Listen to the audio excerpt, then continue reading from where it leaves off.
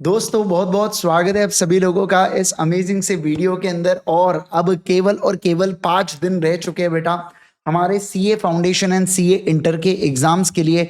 मैं आप लोगों के सामने 5 ऐसी बातें लेके आया हूँ जो ये 5 दिनों के अंदर आपने बिल्कुल भी नहीं करना है। ये 5 चीज़ों से ज़रूर से बच के रहिएगा। सबसे पहले अगर मैं बात करूँ तो पैनिक होना बंद होइए बेटा। मैं जानता हूँ जैसे जैसे एग्ज़ाम पास में आती है बहुत से बच्चे ऐसे होते हैं जो पैनिक करना स्टार्ट कर देते हैं। पता नहीं क्यों। प्रिपरेशन सब कुछ अच्छे से हुई है, तैयारी बिल्कुल सब कुछ बढ़िया से हुई है, बस बस ओवरथिंक करते हैं और ओवरथिंक करके पैनिक हो जाते हैं। जबकि ऐसा भी नहीं है कि इस बार इंस्टीट्यूट ने आरटीपी टफ दिया या एमटीपी टफ दिया, कुछ भी ऐसा नहीं है। बट फिर भी खुद से ओवरथिंक करेंगे और पैनिक हो जाएंगे और पूरा पेपर बिगाड़ के आ जाएंगे। मैं आपको एक बात बता रहा हूं, आपने 6 महीने में कितनी भी मेहनत क्यों ना की हो, ये आपका डिपेंड करता है। वो 3 घंटे के अंदर जो एग्जाम का समय होता है उस समय आप खुद को कैसे संभालते हैं, ये पूरा पूरा उसी के ऊपर डिपेंडेंट है। तो प्लीज पैनिक करना बंद कीजिए। सेकंड, अगर मैं बात करूं आपके साथ, वही चीजें आपको करना है बेटा जो आपका कॉन्फिडेंस बढ़ाए।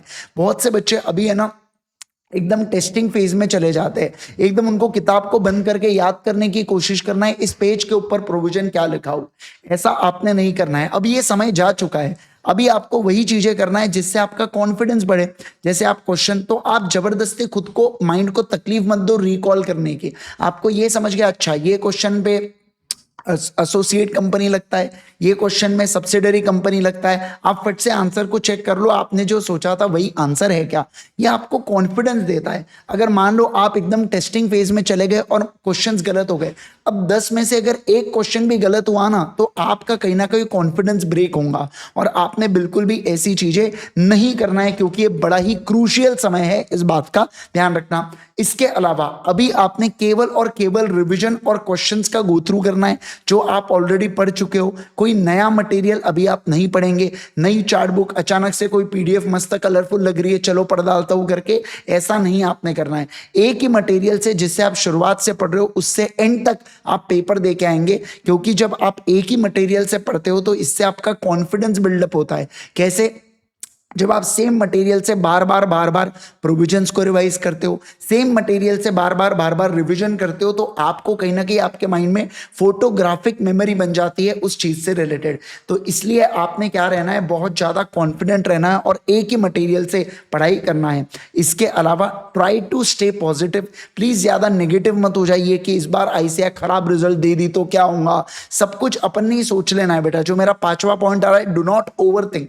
मतलब कुछ बच्चे इस हद तक मैसेज डालते हैं, सर जैसे सितंबर में ग्रेस मार्क मिले इस बार भी ग्रेस मार्क मिलेंगे क्या। मतलब आपने तो हार मान ली है बेटा कहीं ना कहीं। आप समझ रहे हैं क्या बात को? आपने तय कर लिया है कि अपना निकलने नहीं वाला, ग्रेस मार्क मिला तो अपन पास होंगे। तो बेटा ऐसी कोई भी चीजें आपने नहीं सोचना है। अननेसेसरी क्यों ओवरथिंक आप कर रहे हो? आप फोकस करो आपके प्रिपरेशन के ऊपर। आप फोकस करो कि आपकी पढ़ाई बढ़िया से होनी चाहिए। सही से शिद्दत से आप पढ़ के जाइए, 100% पढ़ के जाइए, अपना बेस्ट दीजिए। आपका रिजल्ट बहुत अच्छा आने वाला है। मैं आप पे कॉन्फिडेंस हूं, आपके पेरेंट्स का आपके ऊपर भरोसा है।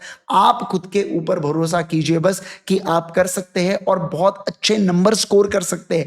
ये कॉन्फिडेंस आपको रहना चाहिए, है ना। तो कोई ग्रेस मार्क की जरूरत नहीं पड़ेगी, कोई स्टेप मार्किंग की जरूरत नहीं पड़ेगी। जब आपको पूरे मार्क्स मिल सकते हैं तो फिर स्टेप मार्किंग का क्यों सोच रहे हो? जब आप 100% मार्क्स स्कोर कर सकते हो क्वेश्चन में, उसको सही सॉल्व करके, तो आप वही कीजिए ना, है ना। तो प्लीज आपने फोकस करना है केवल और केवल अच्छे से पढ़ाई के ऊपर।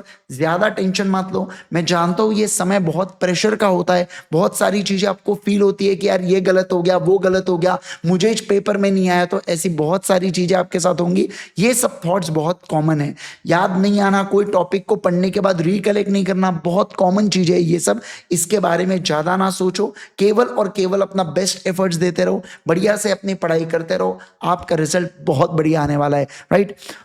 So guys, बस that's all from my side. Thank you so much once again everyone. Bye bye everyone. Take care. अगर आप इस चैनल पे नए हैं तो जरूर से चैनल को सब्सक्राइब कीजिएगा। बाकी मिलता हूं मैं अब आपके साथ सीए फाउंडेशन वालों के साथ सीधा सीए इंटर में, और सीए इंटर वालों के साथ सीधा सीए फाइनल में। Thank you so much once again. Bye bye. Take care.